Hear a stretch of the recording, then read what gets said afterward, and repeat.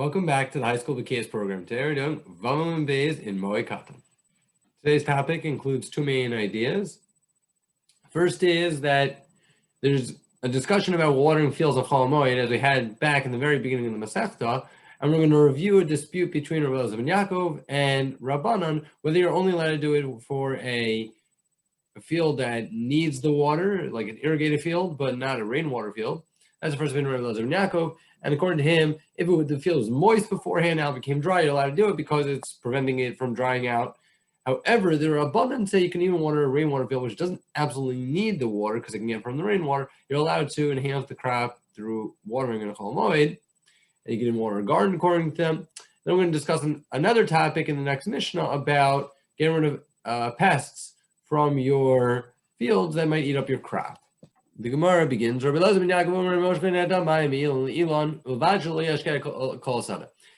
to draw water for the trees because they need water. Otherwise, their fruits will be not edible, won't be good. Great. So to avoid a loss, you're allowed to do water in Chol Moed. However, you're not allowed to water the rest of the field because that is not essential and that's not preventing any loss.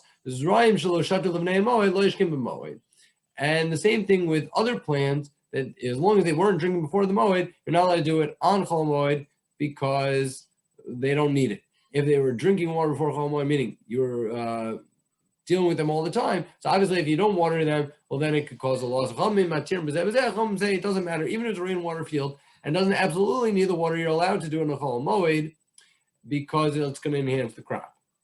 Amar Rav Yehuda, Rabbi Yehuda says, according to the first opinion, it's going to be permitted if it was a moist field and now became dried out of Chol Moed. That's what it means with tunen, it means moist. Well,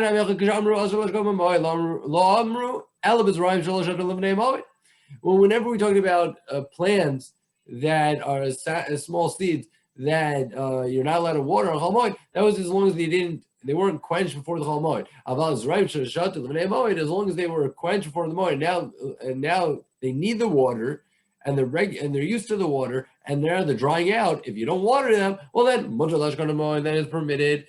The same thing with a moist field before the Moed now became dry. You're allowed to deal with it on Chol Moed and water.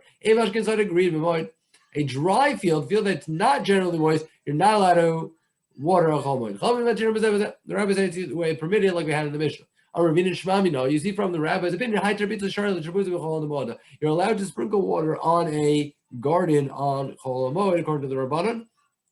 So agreed, my time, but why do they allow a dry field? Dry field is not moist, didn't become more dry. A dry field is only watered through the rainwater. So why are you allowed to water that on Chol Moed, according to the rabbis? So the crop that would otherwise be late now is becoming early because you're going to water it, so it's going to get better. Same thing with the garden, you're allowed to sprinkle water on because it's making the late crop become earlier.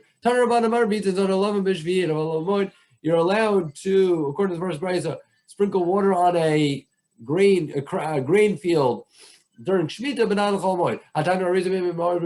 The difference between two brises is whether on the Moed and Chol Moed you're allowed to sprinkle water on a grain field. So what's the difference? How do you explain that?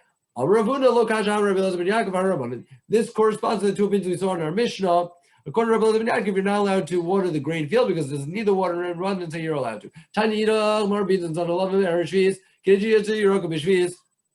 Shemitah, you're not allowed to do malacha for the crop, to enhance the crop on Shemitah.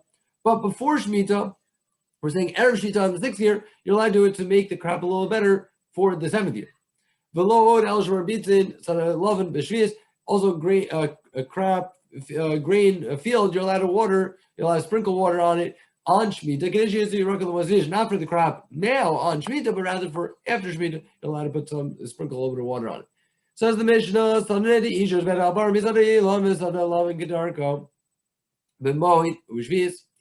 you're allowed to trap, we'll talk about the Isha, a certain pest, and the Achbar of the mice that are in a orchard, and also a grain field, it's not 11.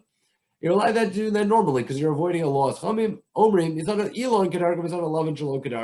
rabbis say you only can do it in a orchard normally. You have to do it abnormally when it comes to a grain field. because they say it's not a big loss when it comes to not a big loss when it comes to a grain field, and therefore you can only trap them abnormally. Migraine up here to be Moed, you're allowed to fix up a hole in the fence on Chol Moed is going to get a Shmita, you're allowed to build up the fence normally. My issues, what is that pest that we're talking about in the Mishnah? It's a blind creature. What's the pasuk that talks about this animal? This Ishan or Ishud is referred to by analogy that the Rishayim should be like should wither away like this animal when it crawls on the ground. It's going to fall and dissolves and dries up. Unless it sees the sun, even though it never saw the sun and is blind, it's going to be dried up and wither away.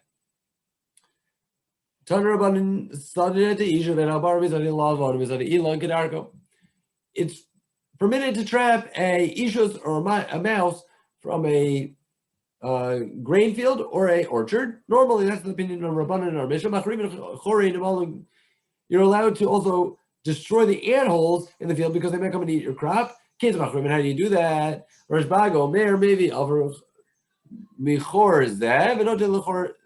You take some dirt from one pit, one anthole, take it out of the anthole and put it into the dirt, into another anthole. And then the ants think there's an attack, something terrible is happening, and then they choke each other in the anthole and kill each other. That only works if the two antholes are on two sides of a river. They're not familiar with that dirt. There's no bridge. There's no plank. That there's no small border with a tiny board where they would use a rope for a human or an animal, whatever, to cross with a small plank, and then you have a walkway using a rope with this plank. So if they have any of those, a nice bridge, a nice board, or a nice plank or a nice board, any of those, the ants can cross and will be familiar with other dirt, and this trick won't work. How far is considered too far away? Ad parsa up to a parsa, but if it's within a parsa distance, 4 mil of each other, then the two ants will know about each other and won't be tricked with the other dirt from the other hole, and there won't be a good way to get rid of the antholes.